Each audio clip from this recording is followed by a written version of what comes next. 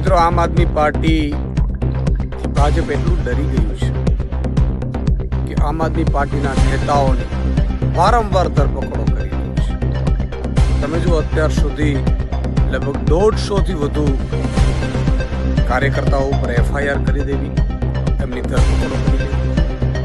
હમણાં જ મને મેસેજ મળ્યા અમારા સૌરાષ્ટ્ર ઝોનના પ્રમુખ પ્રકાશભાઈ દોંગાની પણ ધરપકડ કરી દીધી છે કે જ્યારે ફોર્મ ભરાવામાં પ્રક્રિયામાં હતા ઉમેદવારો, કારણ કે સ્વાભાવિક છે કે એમની ઉપર જવાબદારી હોય, ત્યારે એમની પોલીસે એક કેસમાં ધરપકડ કરી.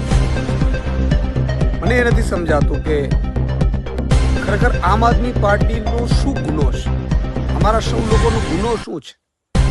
શું ગુજરાતની જનતાનો અવાજ બનવું એ ગુનો છે? શું ગુજરાતની જનતા માટે અવાજ ઉઠાવવો એ ગુનો છે? શું ખેડૂતો, ગરીબો, વંચિતો, શોષિતો આ બધા પીડિત છે, એમના માટે અવાજ ઉઠાવવો શું ગુનો છે? અને ગુનો હોય તો અમે સજા ભોગવવા તૈયાર છીએ. પણ ગુજરાતની જનતાને હું કહેવા માંગુ છું કે આગામી સ્થાનિક સ્વરાજની ચૂંટણી આવી રહી છે. કેટલાય ઉમેદવારોને હજી ડરાવવાને ધમકાવવાની કોશિશો થશે, પણ અમે મજબૂતાઈથી લડીશું. મહેરબાની કરીને જ્યારે તમે મતદાનના દિવસે બૂથમાં જાઓ ત્યારે ઝાડુનું બટન ભૂલતા નહીં, કારણ કે ઝાડુનું બટન જે તમારી પાસે પહોંચ્યું છે એ આપણા ગુજરાતની સમૃદ્ધિ, સુશાસન માટેની નિશાની છે.